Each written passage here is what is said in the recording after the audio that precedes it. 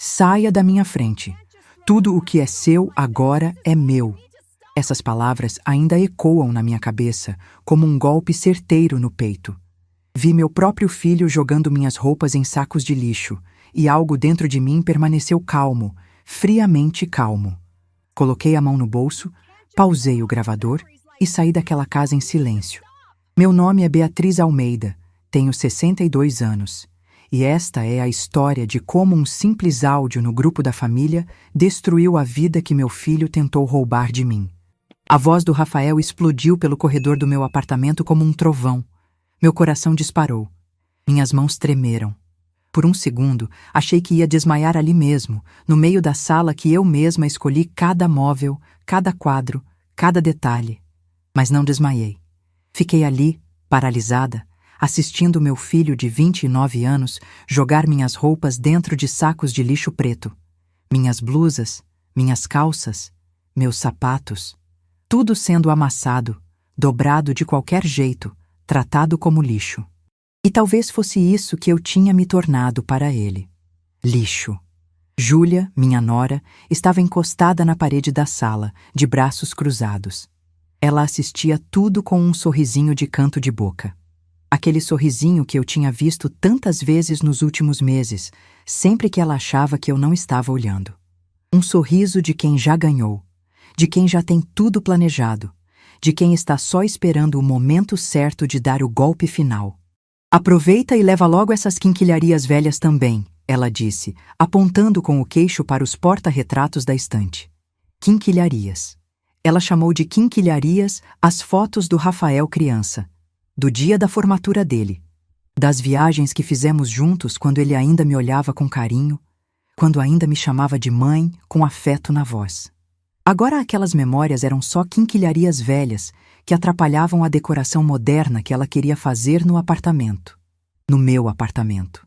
Rafael, por favor, vamos conversar com calma. Tentei. Minha voz saiu mais fraca do que eu queria. Eu precisava de ar. O cheiro do perfume enjoativo da Júlia, aquele perfume caro que ela usava litros, estava me sufocando. Não tem conversa.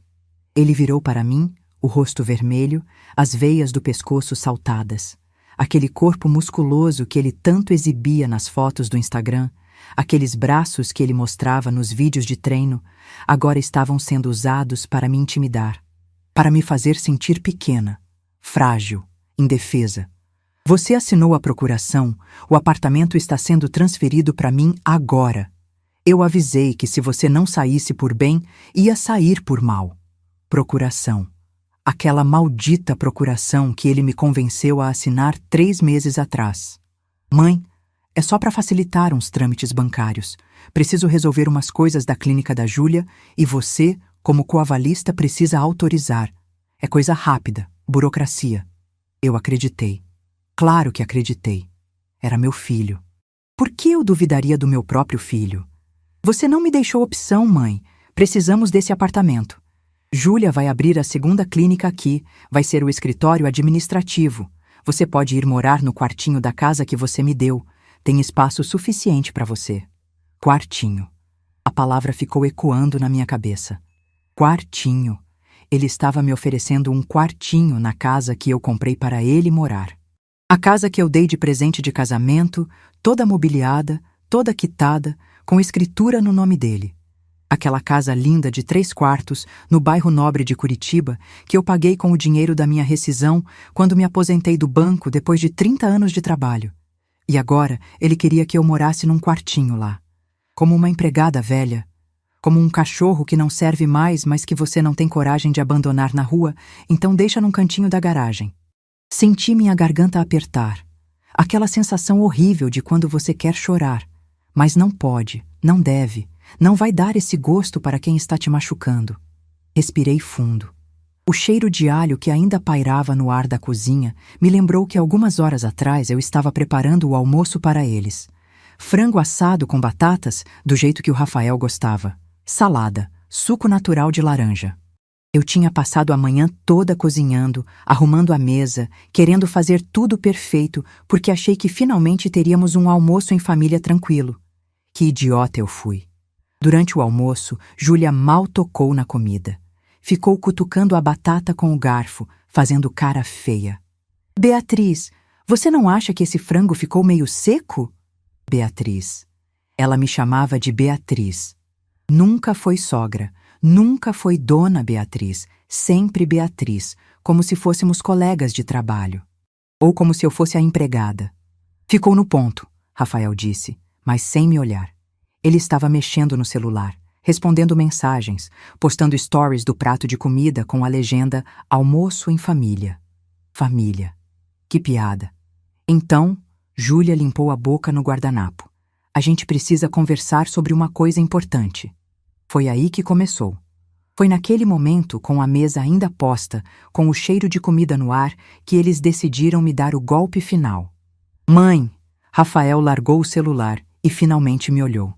A gente conversou e decidiu que precisa desse apartamento. A clínica da Júlia está crescendo, a gente precisa de um espaço administrativo central, e aqui é perfeito. Localização boa, espaço grande, já está mobiliado. Mas esse é o meu apartamento. Eu moro aqui, falei, ainda sem entender direito o que estava acontecendo. A gente sabe, mãe. Por isso a gente está oferecendo o quartinho lá de casa para você. Assim, você não fica sem onde morar. A gente não é desumano. Desumano. Ele usou essa palavra, como se estivessem me fazendo um favor, como se eu devesse agradecer por eles não me jogarem literalmente na rua. Rafael, eu comprei essa casa para você morar. Foi um presente. Você não pode simplesmente me oferecer um quartinho de volta como se fosse uma troca justa. Júlia suspirou impaciente. Beatriz, não seja dramática. A casa continua sendo sua, tecnicamente. A gente só está oferecendo um espaço para você lá enquanto a gente usa aqui. É temporário. Mentira. Eu vi nos olhos dela que era mentira. Nada ali era temporário. Eles queriam me tirar do meu apartamento permanentemente, me enfiar num quartinho, me transformar em babá dos filhos que eles planejavam ter, em empregada doméstica, em qualquer coisa menos dona da minha própria vida. Eu não vou sair do meu apartamento, disse, tentando colocar firmeza na voz. Foi quando Rafael explodiu. Ele bateu a mão na mesa com tanta força que os pratos pularam. O copo de suco virou. O líquido laranja se espalhou pela toalha branca que eu tinha passado de manhã. Chega dessa teimosia. Você não tem escolha. A procuração já está registrada. O processo de transferência já começou. Ou você sai por bem, ou eu vou ter que te tirar daqui. Rafael, você não pode fazer isso. Isso é ilegal. Eu não autorizei transferência nenhuma de apartamento. Autorizou sim, Júlia falou, pegando uma pasta que estava no aparador. Ela abriu e me mostrou papéis. Está aqui, sua assinatura. Procuração com poderes para transferir bens imóveis. Tudo certinho, tudo legal. Peguei o papel com as mãos trêmulas. Era minha assinatura. Mas eu tinha assinado aquele documento achando que era sobre o aval na conta da clínica. Não tinha lido direito. Confiei. E agora estava ali, preta no branco, minha assinatura autorizando meu próprio filho a me roubar. Vocês me enganaram, sussurrei. A gente fez o que tinha que fazer, Rafael respondeu, frio. Você nunca ia concordar por livre e espontânea vontade. Você é egoísta demais para isso. Egoísta. Eu era egoísta. Eu que trabalhei 30 anos num banco, que acordava às 5 da manhã, que aguentava cliente mal-educado, chefe abusivo, pressão por meta, tudo isso para dar uma vida boa para o meu filho. Eu, que paguei escola particular, curso de inglês, faculdade, que comprei carro para ele quando fez 18 anos, que dei casa de presente quando ele casou, que emprestei R$ 40.000 para Júlia abrir a primeira clínica e nunca vi a cor desse dinheiro de volta. Eu era egoísta porque não queria ser expulsa do meu próprio apartamento. Vocês têm uma semana para arrumar suas coisas, Júlia disse, guardando os papéis de volta na pasta. A gente vai começar a reforma no começo do mês que vem. Ah, e Beatriz, já que vai morar lá em casa, seria legal se você ajudasse com as tarefas domésticas. Limpeza, comida, essas coisas. Afinal, você vai estar morando de graça. De graça. Eu ia morar de graça na casa que eu comprei. Foi nesse momento que algo quebrou dentro de mim. Não foi tristeza, foi raiva. Raiva pura, fria, calculada. Uma raiva que veio lá do fundo, de um lugar que eu nem sabia que existia. E junto com a raiva veio uma clareza absoluta. Eles achavam que eu era burra. Achavam que eu era velha e ingênua e fácil de manipular.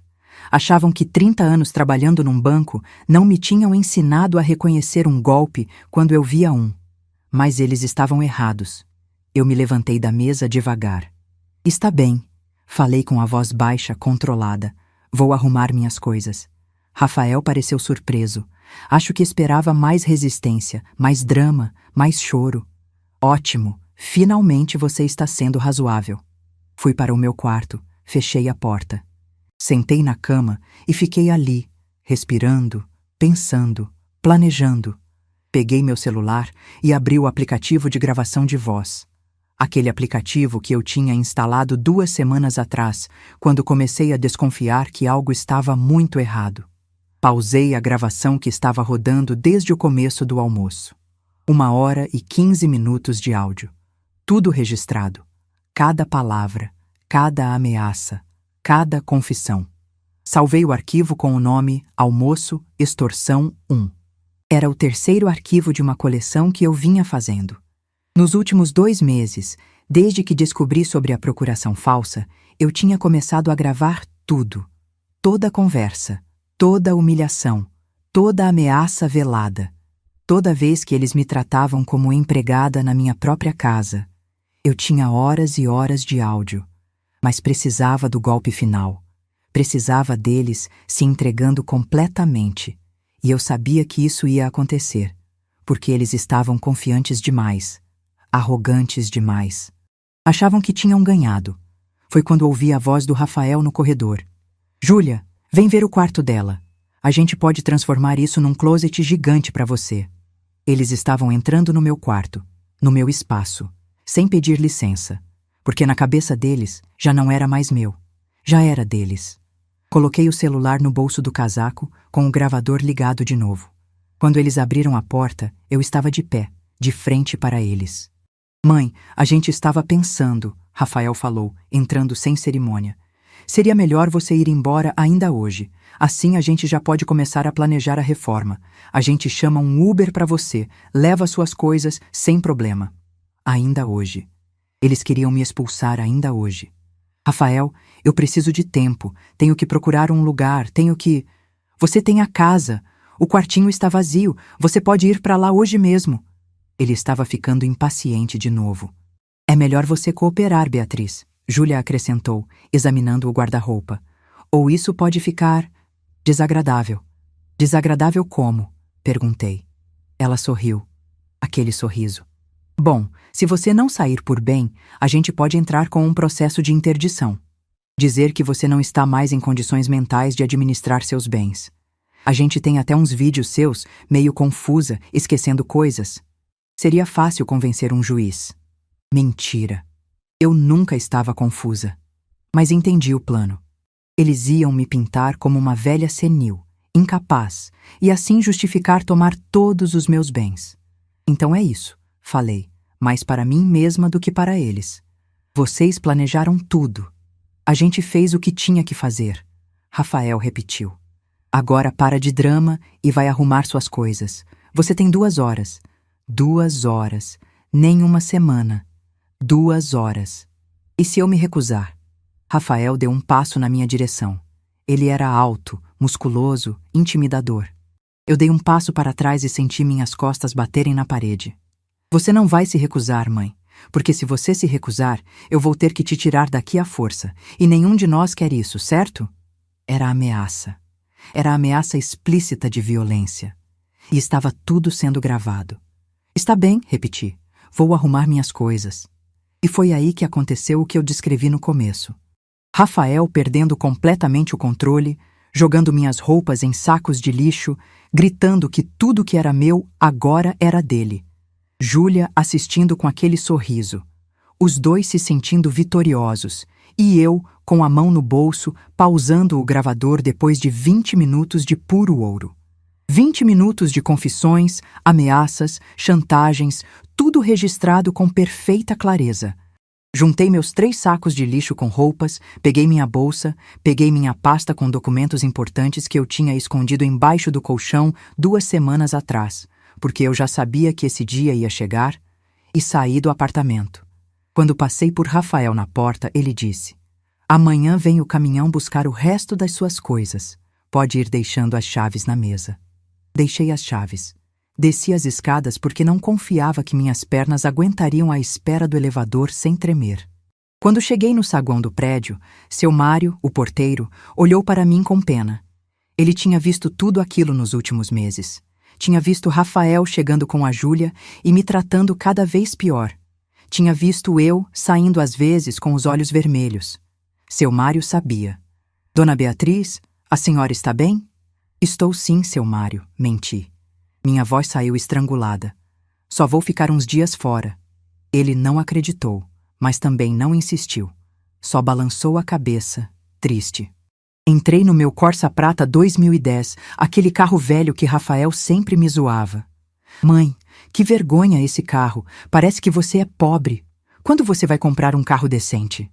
Nunca comprei porque estava juntando dinheiro para ajudar ele, para pagar as contas atrasadas dele, para cobrir as dívidas dele, para comprar casa para ele. E no final não foi suficiente.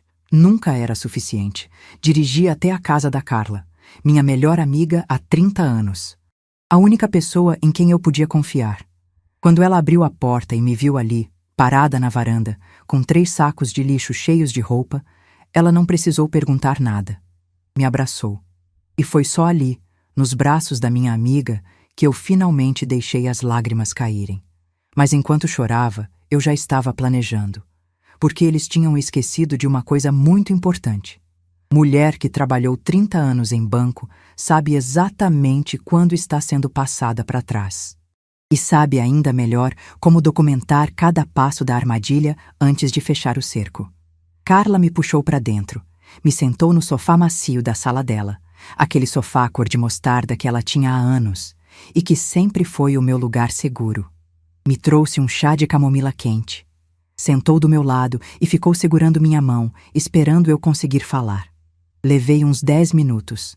10 minutos sentada ali, tremendo, tentando controlar a respiração, tentando entender que aquilo realmente tinha acontecido.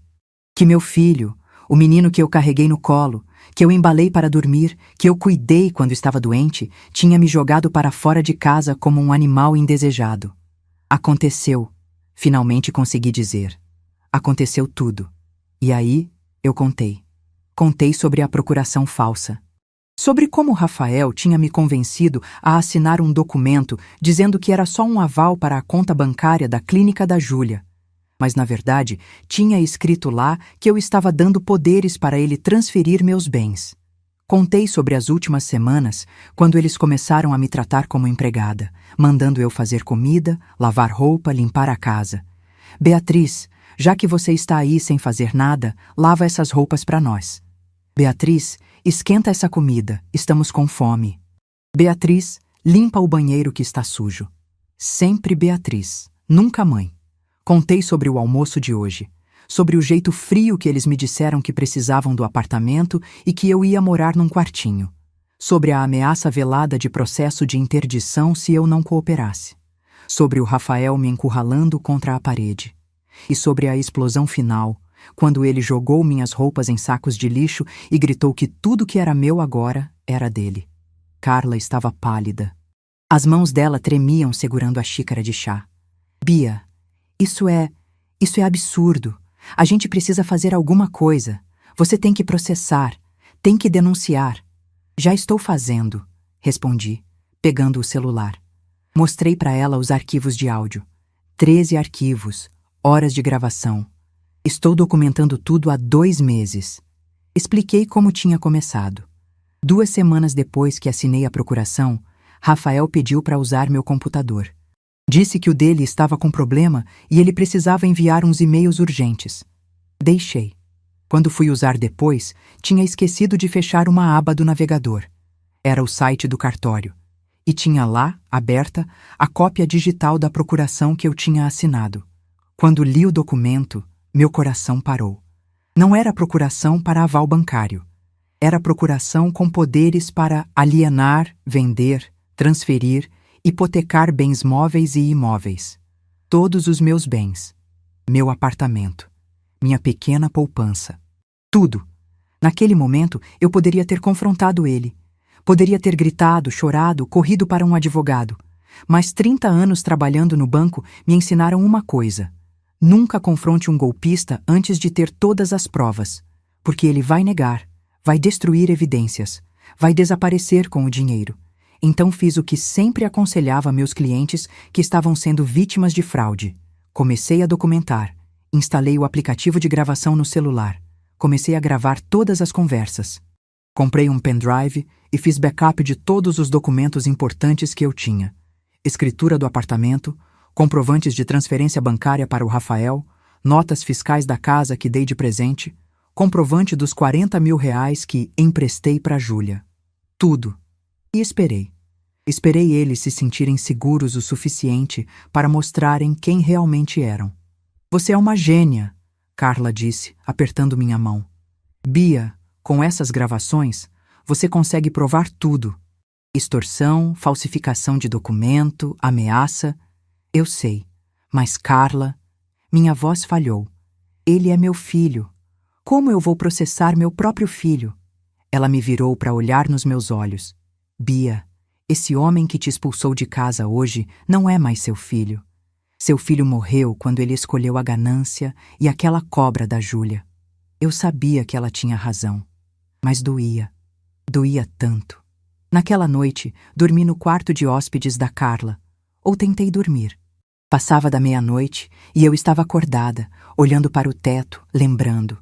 Lembrando do Rafael com 5 anos de idade, correndo pela casa, me abraçando e dizendo: Mãe, quando eu crescer, vou cuidar de você. Lembrando dele com 15 anos, me dando um cartão no Dia das Mães que ele mesmo tinha feito, com as mãos desajeitadas, escrito "Pra melhor mãe do mundo". Lembrando da formatura dele na Faculdade de Educação Física, quando ele me chamou no palco e me agradeceu na frente de todos. Nada disso seria possível sem minha mãe, que trabalhou tanto para me dar essa oportunidade. Onde estava aquele menino? Onde estava aquele filho? Chorei no escuro. Chorei baixinho para a Carla não ouvir. Chorei pela mãe que tinha perdido o filho. Chorei pela mulher que tinha sido traída da pior forma possível. Chorei por mim mesma, por ter sido tão ingênua, tão boba, tão disposta a acreditar que amor de mãe seria correspondido. Os dias seguintes foram terríveis. Acordava de manhã e por um segundo esquecia o que tinha acontecido. Então a realidade voltava como um soco no estômago. Eu não tinha mais casa. Meu filho tinha me expulsado. Minha nora tinha me chamado de quinquilharia velha. Eu estava morando de favor na casa da minha amiga, aos 62 anos, com 3 sacos de roupa e nada mais. Carla tentava me animar. Fazia meu café da manhã preferido. Me levava para caminhar no parque. Colocava música alegre. Mas eu estava num poço. Num buraco escuro e profundo, onde nada fazia sentido. No terceiro dia, fui até uma agência do banco onde eu trabalhava. Precisava sacar dinheiro, precisava organizar minhas finanças. Encontrei alguns ex-colegas. Eles me cumprimentaram animados, perguntaram como estava da aposentadoria, se eu estava curtindo a vida. Menti. Sorri e disse que estava tudo ótimo. Mas no caminho de volta para a casa da Carla, tive que parar o carro no acostamento porque comecei a chorar tanto que não conseguia enxergar a rua. Ali, sozinha dentro do carro velho, eu desabei. Soquei o volante, gritei, deixei sair toda a raiva, toda a tristeza, toda a humilhação. Quando finalmente me acalmei, peguei o celular.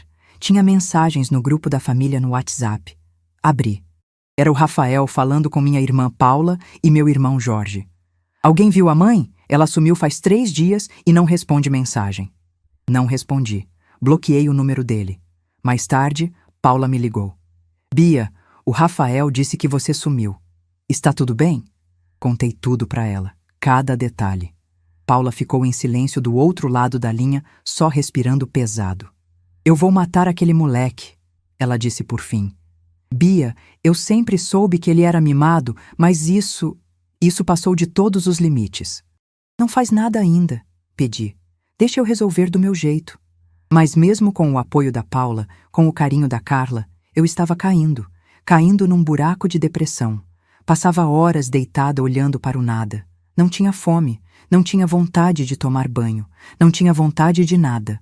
Foi no 5º dia que Carla sentou do meu lado e disse, firme, chega, Bia, chega de se afundar. Você vai tomar um banho, vai se arrumar e a gente vai sair. Carla, eu não tenho cabeça pra... Não estou perguntando. É uma ordem. Ela me arrastou para o banheiro, me fez tomar banho quente, separou roupas limpas para mim, me levou no salão de beleza da esquina. Faz o cabelo dela, faz as unhas, faz tudo, disse para a cabeleireira. Sentei na cadeira do salão e olhei para o espelho. Quem era aquela mulher? Cabelo grisalho desgrenhado, olheiras profundas, olhos sem vida. Eu tinha envelhecido 10 anos em 5 dias. Mas, enquanto a cabeleireira lavava meu cabelo, enquanto sentia a água morna no couro cabeludo, a massagem suave, alguma coisa começou a mudar dentro de mim. A tristeza ainda estava lá, mas embaixo dela começou a surgir outra coisa. Raiva. Raiva de verdade. Não aquela raiva explosiva que faz você gritar e chorar, mas uma raiva fria, calculada, perigosa. Olhei para o espelho de novo. Corta bem curtinho, disse para a cabeleireira. Quero mudar. Ela cortou. Tirou uns 15 centímetros. Fez luzes discretas. Quando terminou, eu olhei para o espelho e vi uma mulher diferente, mais forte, mais decidida.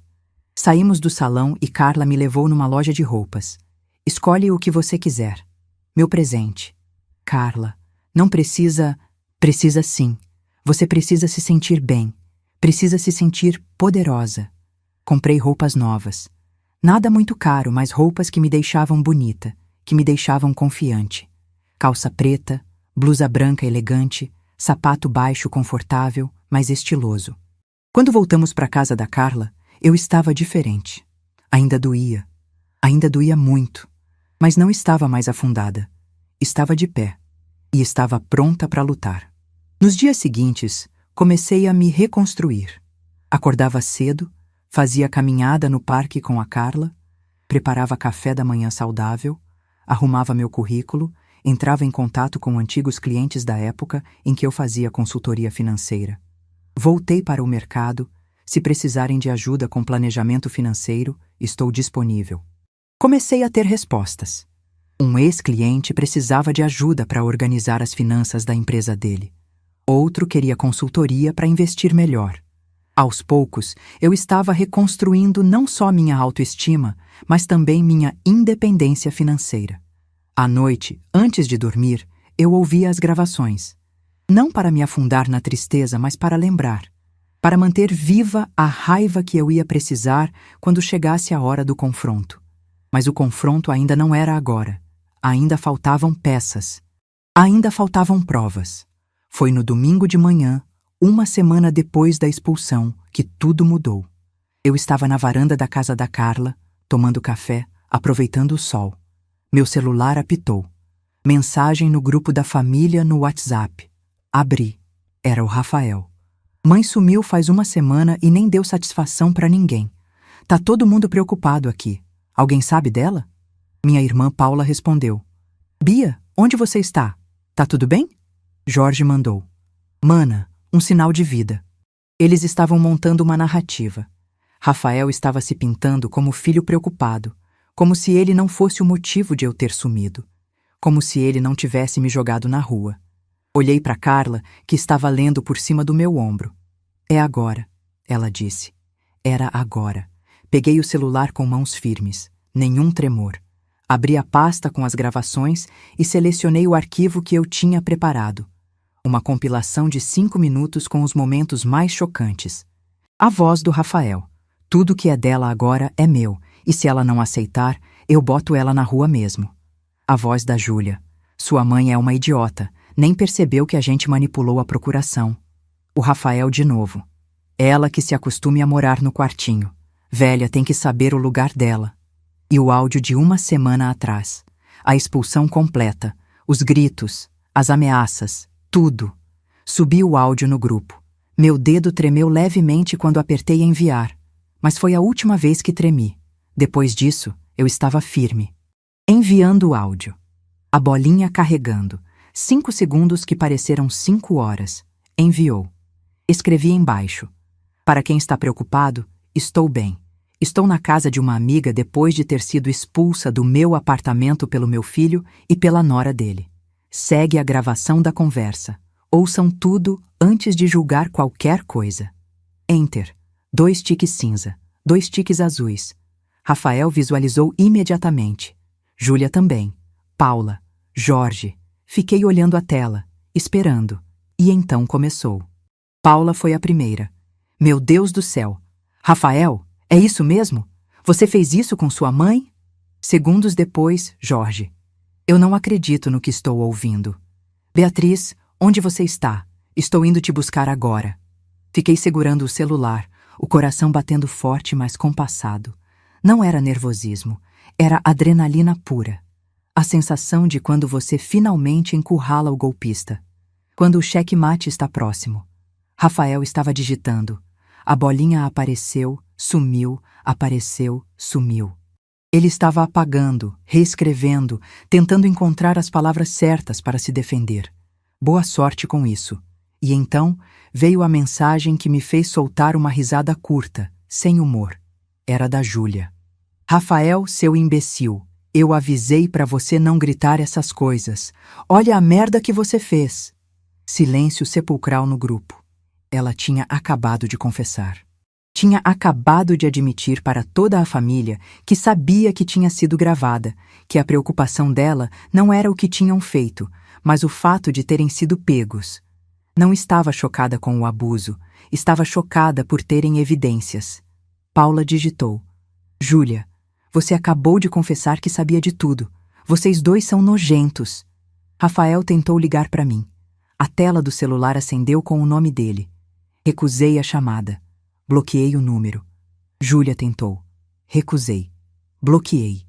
Carla estava do meu lado, apertando meu ombro. Você conseguiu. Agora todo mundo sabe. Mas não era suficiente. Família saber não era suficiente. Eu precisava de mais. Precisava de provas que um juiz pudesse usar.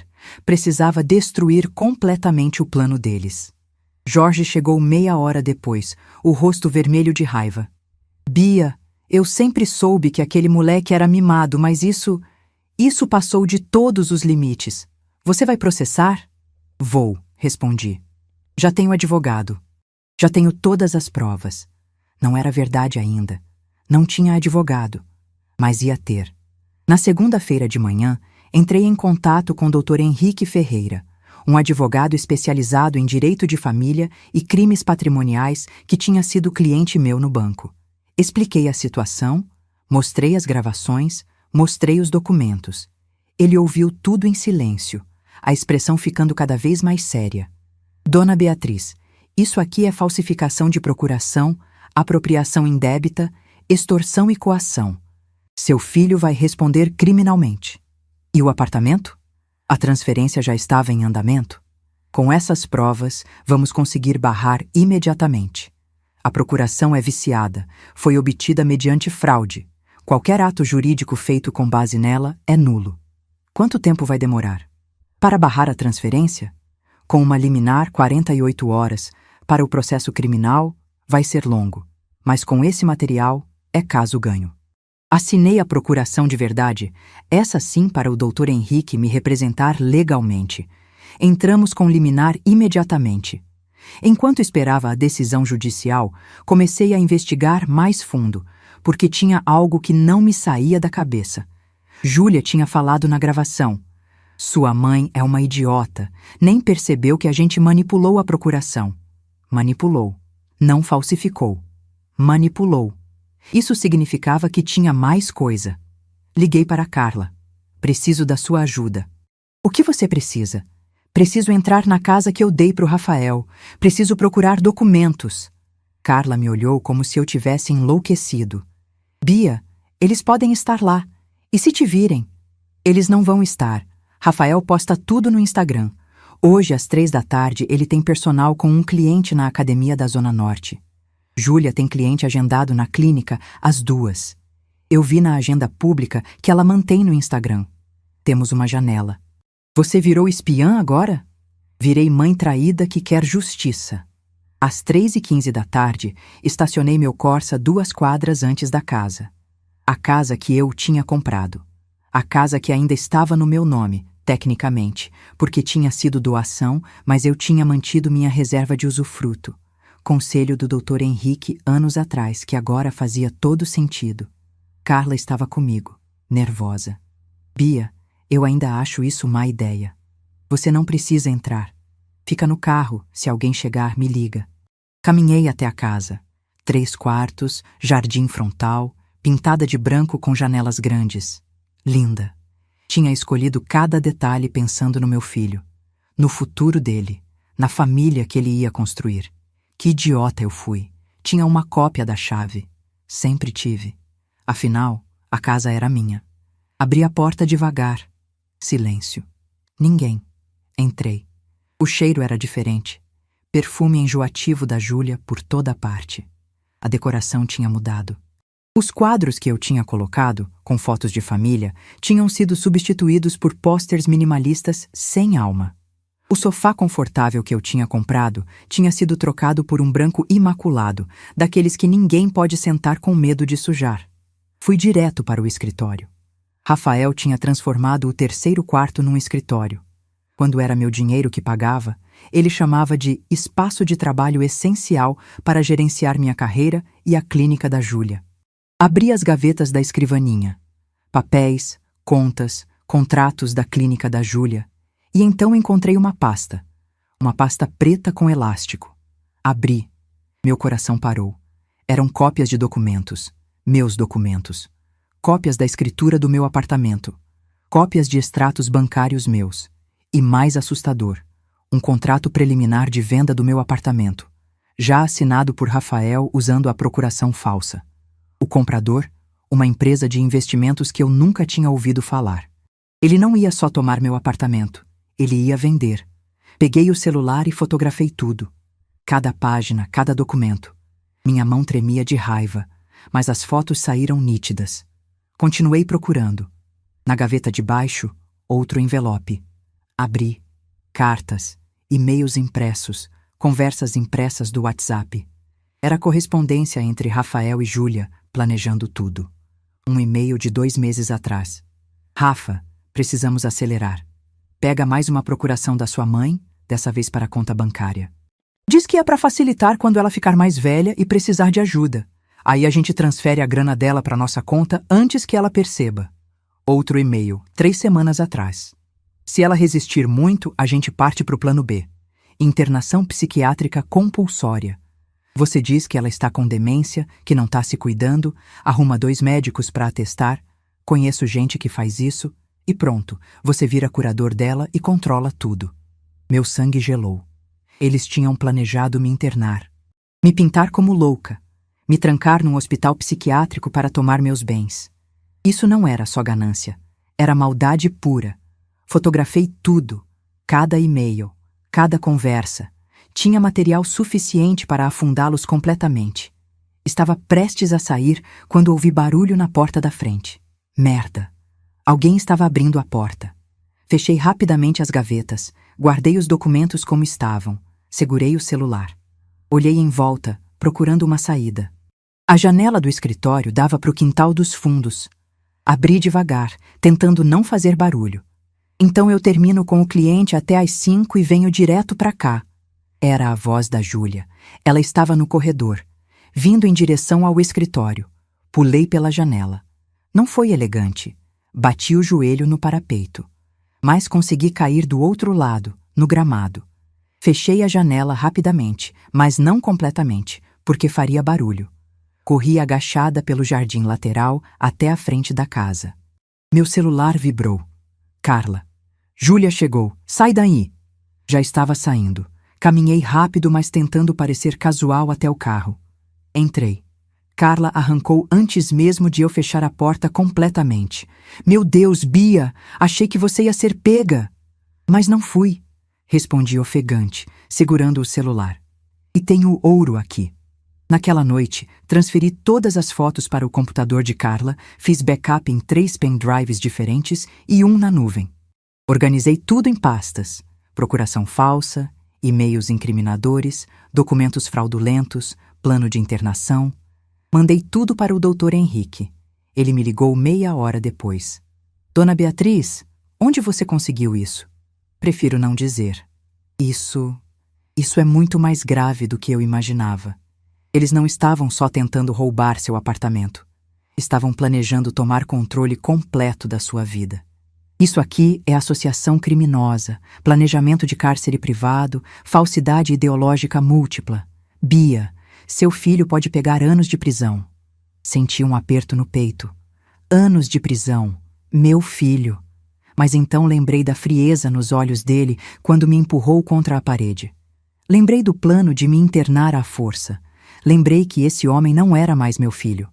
Faça o que tem que ser feito, disse.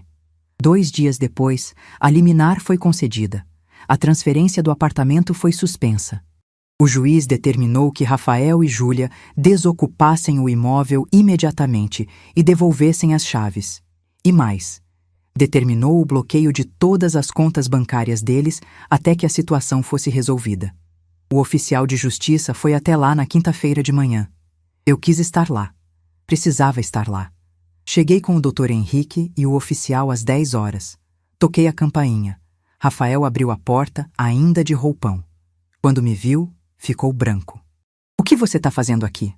Este apartamento é meu, respondi calmamente. E você tem 1 hora para sair. O oficial mostrou a ordem judicial. Rafael leu, o rosto ficando cada vez mais vermelho. Isso é absurdo. Eu vou recorrer. Pode recorrer, Dr. Henrique disse. Mas a ordem é imediata. O senhor tem 1 hora. Júlia apareceu no corredor. Quando me viu, seu rosto se contorceu de ódio. Você fez isso, você invadiu nossa casa, você roubou nossos documentos. Nada foi roubado, respondi. E essa casa não é de vocês, nunca foi. Rafael, faz alguma coisa, ela gritou. Mas não tinha nada que ele pudesse fazer. Eles fizeram as malas em silêncio. Bem, não em silêncio. Júlia chorava dramaticamente, ligando para os pais, para as amigas, para qualquer um que ouvisse. Rafael estava mudo, apenas jogando roupas em malas com movimentos bruscos. Quando finalmente saíram, carregando malas e caixas até o carro, Rafael parou na frente de mim. Você vai se arrepender disso. Eu sou seu filho. Olhei nos olhos dele. Aqueles olhos que um dia foram de uma criança doce e agora eram de um estranho. Você deixou de ser meu filho quando me pôs na rua. Agora é só réu. Ele entrou no carro e foi embora. Entrei no meu apartamento, meu lar. Estava uma bagunça, precisava de reforma, mas era meu. E ninguém ia tirar de mim de novo. Os dias seguintes foram uma limpeza. Limpeza física do apartamento e limpeza emocional da minha vida. Contratei uma equipe para limpar completamente o apartamento. Queria apagar qualquer rastro deles. O papel de parede que Júlia tinha colado foi arrancado. A parede que eles tinham quebrado foi reconstruída.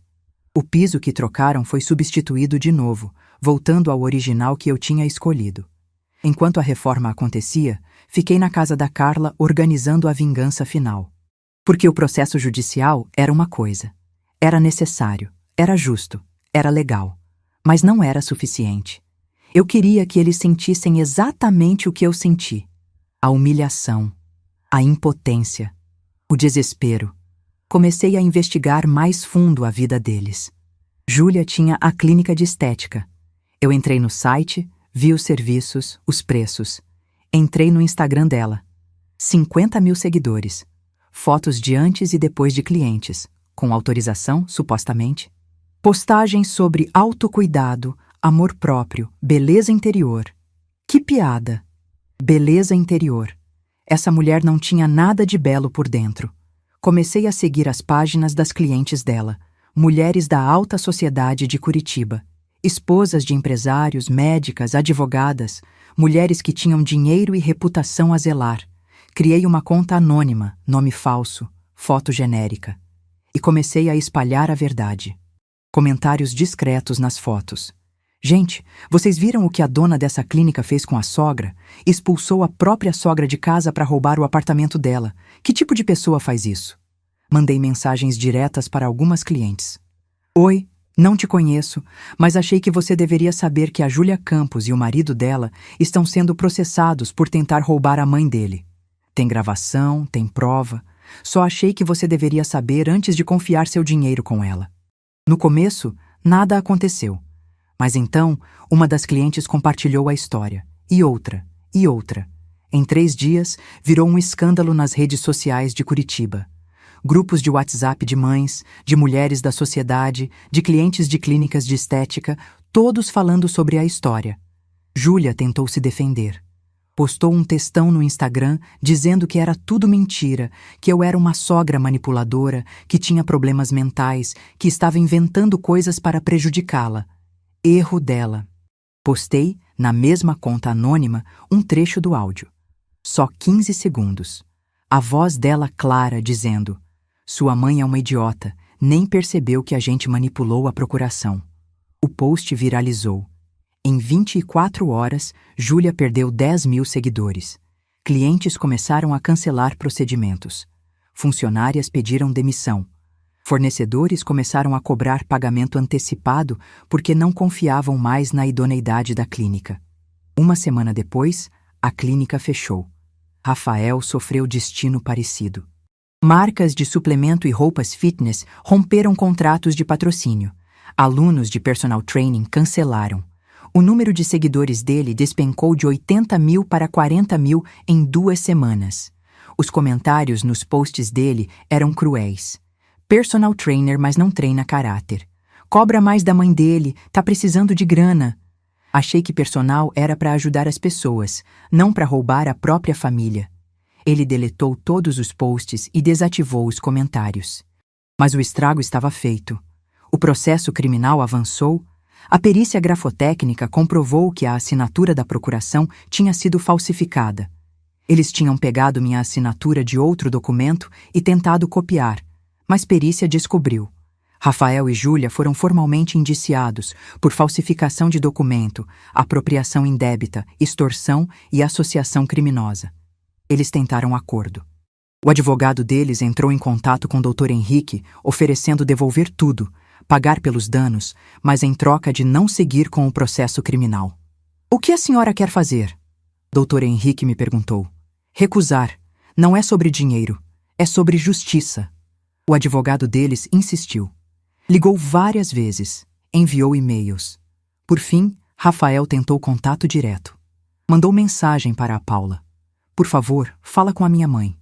Foi mal entendido. A gente só estava nervoso. Não era para valer.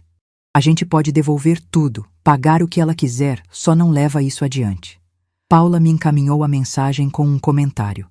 "Ele acha que você é idiota." Não respondi. O casamento deles começou a implodir. Meu irmão Jorge, que ainda tinha contato com alguns amigos em comum, me contou que viu os dois brigando na rua, aos berros. Júlia culpando Rafael por ter estragado tudo com a ganância dele. Rafael culpando ela por ter sido ambiciosa demais, por ter planejado a parte da internação psiquiátrica, que foi o que mais chocou o juiz. 2 semanas depois da indiciação, eles se separaram.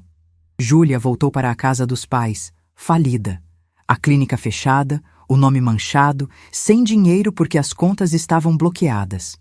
Rafael teve que vender o carro, os equipamentos caros de treino, tudo para pagar advogado. E a casa que eu tinha dado para ele como presente de casamento. Entrei com ação de revogação de doação. Segundo o Código Civil, doações podem ser revogadas por ingratidão. E tentar me roubar, me expulsar de casa, planejar me internar à força, tudo isso se qualificava como ingratidão grave. O juiz concordou. A doação foi revogada. A casa voltou para o meu nome. Coloquei à venda imediatamente. Não queria nada que me lembrasse dele. Vendeu em 3 semanas, R$650.000, dinheiro limpo, honesto meu. Com esse dinheiro, quitei completamente o apartamento que ainda tinha um resíduo de financiamento. Reformei tudo. Fiz o apartamento que eu sempre quis, não o apartamento que eu achava que meu filho ia gostar. Paredes claras, plantas em todos os cantos, uma biblioteca enorme na sala, um canto de leitura aconchegante perto da janela. Meu espaço, meu refúgio. 6 meses depois do escândalo inicial, o processo criminal estava próximo do julgamento. Foi quando Rafael tentou me procurar pessoalmente. Era uma terça-feira à tarde. Eu estava trabalhando em casa, fazendo consultoria financeira online para um cliente, quando o interfone tocou. Dona Beatriz, o Rafael está aqui. A senhora quer que eu deixe subir? Meu coração acelerou. Não de medo, de raiva. Não, seu Mário, não quero vê-lo. Pode pedir para ele ir embora. Ele está dizendo que precisa falar com a senhora, que é importante. Não é importante. Se ele precisar de algo, que fale com meu advogado. Fui até a janela. Olhei lá embaixo. Vi Rafael parado na calçada, olhando para cima. Estava mais magro, com a postura curvada, roupas simples. O carro esportivo que ele adorava tinha sumido. Ele estava a pé. Nossos olhos se encontraram por um segundo. Ele ergueu a mão, como se fosse acenar, como se tudo pudesse voltar a ser como antes. Fechei a cortina. Meu celular tocou. Era Paula. Bia, o Rafael acabou de me ligar. Ele está chorando, implorando para eu convencer você a conversar com ele. O que você disse? Disse que ele tem que arcar com as consequências dos atos dele, que você passou 6 meses sendo tratada como lixo e ele só se importa agora porque está perdendo tudo. Obrigada, mana. Você está bem? Estou ótima. Melhor impossível. E era verdade. 3 dias depois, recebi a notificação. Rafael tinha aceitado fazer um acordo com o Ministério Público. Confessou todos os atos, devolveria qualquer valor pendente, prestaria serviços comunitários e teria nome limpo manchado pelo crime. Júlia também aceitou o acordo parecido. Nenhum dos dois ia para a prisão. Mas teriam antecedentes criminais. Nunca mais poderiam trabalhar com cargos de confiança, nunca mais poderiam tirar certidão negativa limpa. Para o resto da vida, seriam marcados como pessoas que tentaram roubar a própria família. Hoje, 1 ano e meio depois daquele almoço horrível que mudou tudo, estou sentada na varanda do meu apartamento, tomando café e olhando o amanhecer sobre Curitiba. O apartamento está lindo. É exatamente do jeito que eu sempre quis. Não tem nada que me lembre deles. Cada móvel, cada quadro, cada planta foi escolhido por mim, para mim. Minha consultoria financeira online está prosperando. Tenho 15 clientes fixos e uma lista de espera. Ganho bem, trabalho de casa, tenho liberdade. Finalmente estou vivendo para mim mesma. Paula e Jorge estão mais próximos do que nunca. A gente faz almoço de domingo aqui em casa. Eu cozinho, a gente conversa, ri, joga baralho. Família de verdade. Família que respeita, que apoia, que ama sem cobrar nada em troca. Conheci o Edmundo no grupo de caminhada do parque, 65 anos, professor de história aposentado, viúvo há 3 anos. Começamos a conversar depois das caminhadas. Um café aqui, um cinema ali. Nada sério, nada comprometido. Só a companhia de alguém que me trata com carinho, respeito e admiração. Semana passada, ele me disse: Beatriz, você é a mulher mais forte que eu conheço. O que você passou e como você se reergueu é inspirador. Forte. Ele me chamou de forte. Não de coitada, não de vítima. Forte. Carla continua sendo minha rocha. Sem ela, eu não teria conseguido.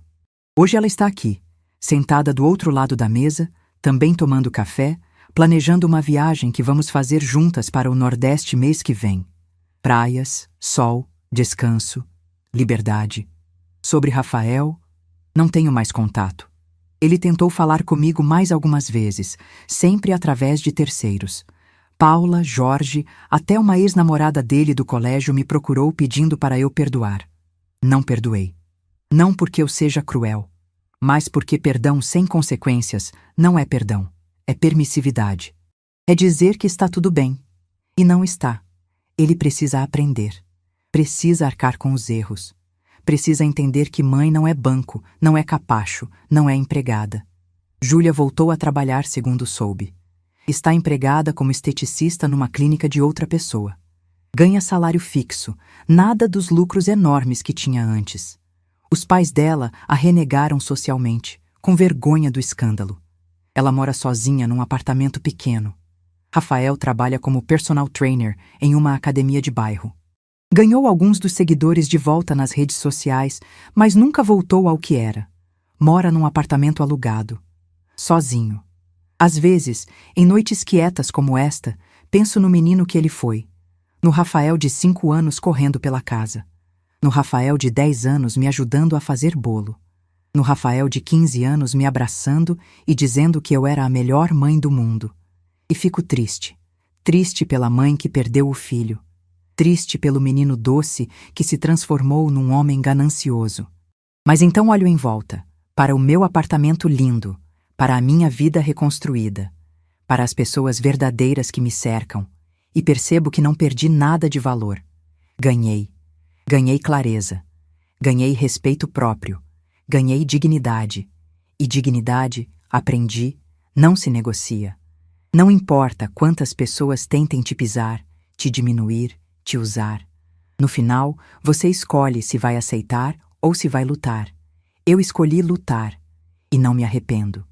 Minha última mensagem para quem está lendo isso, para quem talvez esteja passando por algo parecido. Você merece respeito. Você merece dignidade. Não importa se a pessoa que está te machucando é seu filho, sua filha, seu marido, sua esposa, seus pais. Ninguém tem o direito de te tratar como lixo. E se tratarem, documente. Prove. Lute.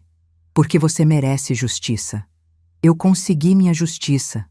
E você também pode conseguir a sua. Se essa história te tocou, se você conhece alguém que precisa ouvir isso, compartilha. Se inscreve no canal para mais histórias de pessoas que se recusaram a ser vítimas. E clica na próxima história que está passando na sua tela agora. Tem mais coragem, mais justiça, mais dignidade te esperando.